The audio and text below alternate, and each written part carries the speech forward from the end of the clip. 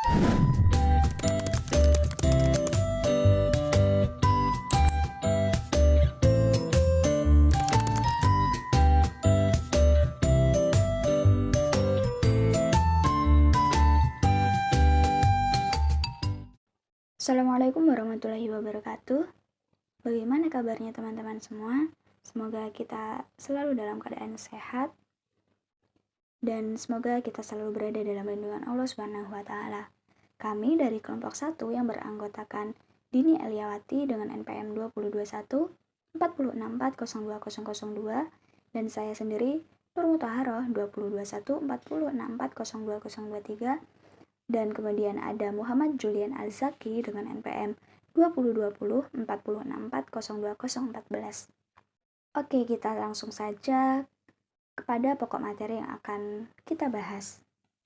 Baik, di sini saya akan menjelaskan tentang potensi manusia, jasmani, dan rohani dalam pengembangan ipteks.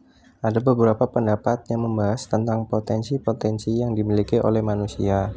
Menurut Rahmat 2005, ada 3 potensi yang dimiliki oleh manusia, yaitu potensi ruh, jasmani atau fisik, dan rohania.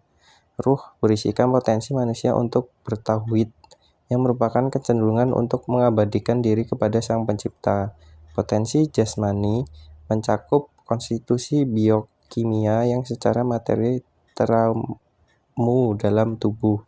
Potensi rohani berupa konstitusi non-materi yang terintegrasi dalam jiwa, termasuk ke dalam naluri, penginderaan, institusi, bakat, kepribadian, intelek, perasaan, akal, dan unsur jiwa yang lainnya.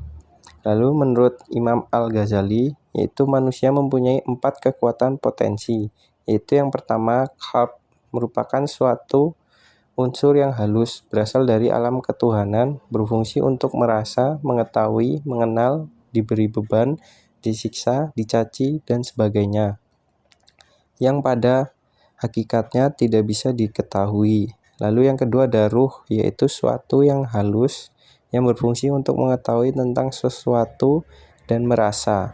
Ruh juga memiliki kekuatan yang pada hakikatnya tidak bisa diketahui. Lalu selanjutnya yang ketiga itu ada nafs, yaitu kekuatan yang menghimpun sifat-sifat tercela pada manusia. Dan yang keempat yaitu akal, yaitu pengetahuan tentang hakikat segala keadaan.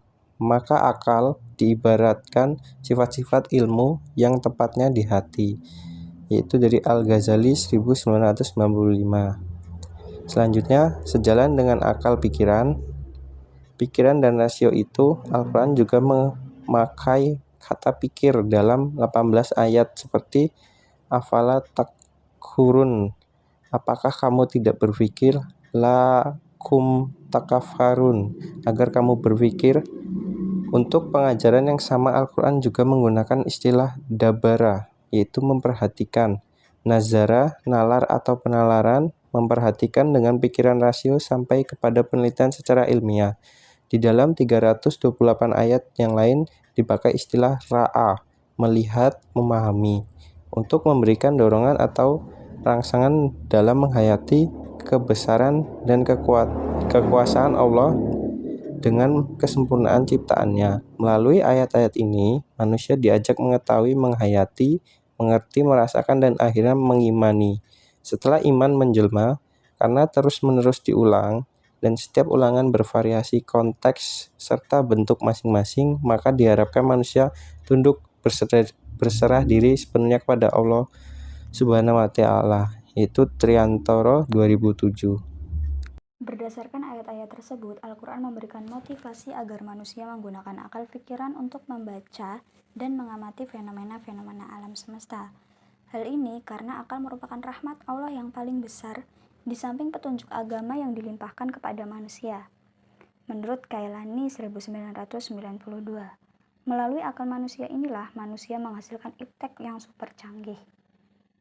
Dengan demikian diperoleh kesimpulan bahwa Al-Quran adalah inspirator bagi ilmuwan. Hal ini dikarenakan bahwa dalam Al-Quran terkandung teks-teks atau ayat-ayat yang mendorong manusia untuk melihat, memandang, berpikir, serta mencermati fenomena-fenomena alam semesta ciptaan Tuhan yang menarik untuk diselidiki diteliti dan dikembangkan. Al-Quran menantang manusia untuk menggunakan akal pikirannya seoptimal mungkin. Hal ini terlihat di antaranya dari firman Allah berikut. Dan apakah mereka tidak memperhatikan kerajaan langit dan bumi dan segala sesuatu yang diciptakan Allah, dan kemungkinan telah dekatnya kebinasaan mereka. Maka kepada berita manakah lagi mereka akan beriman sesudah Al-Quran itu? Quran Surat Al-A'raf ayat 185. Ayat sebelumnya secara jelas menggambarkan tentang proses penciptaan dan peristiwa-peristiwa masa lalu maupun yang akan datang. Bila dicermati lebih mendalam, tiada satupun ciptaan Allah yang tidak mengandung maksud dan tujuan. Untuk mengungkapkan rahasia dari ciptaan itu, jelas diperlukan pemikiran dan pengkajian yang mendalam, atau pengamatan secara langsung, cermat, dan teliti, sehingga dapat dipetik ilmu dan hikmah di balik penciptaannya. Dengan demikian, Al-Quran senantiasa mendesak manusia untuk mengadakan observasi terhadap ciptaan Allah. Melalui pengamatan ini, akan dapat mendekatkan diri kepada Sang Khalik. Untuk pokok bahasan yang kedua, Al-Quran juga mendorong akal manusia untuk melakukan eksplorasi dalam artian mengkaji, memilah, dan memilih terhadap fenomena alam yang tergelar, sehingga diperoleh pengetahuan yang banyak. Hal ini sebagaimana firman Allah dalam Quran Surat Yunus ayat 6 yang artinya, sesungguhnya pada pertukaran malam dan siang itu dan pada apa yang diciptakan Allah di langit dan di bumi, benar-benar terdapat tanda-tanda kekuasaannya bagi orang-orang yang bertakwa.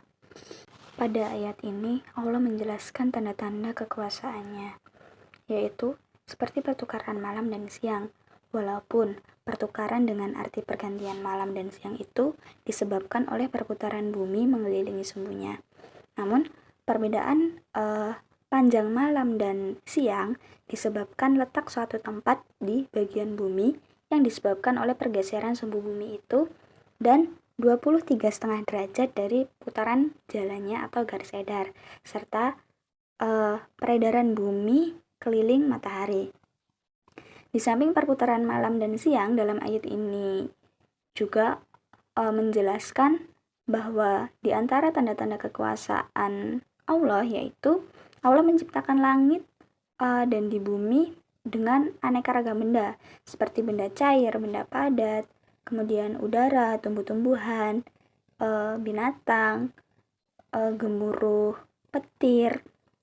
Itu semua merupakan bukti dan tanda kebesaran dan kekuasaan Allah bagi orang-orang yang mau bertakwa kepadanya.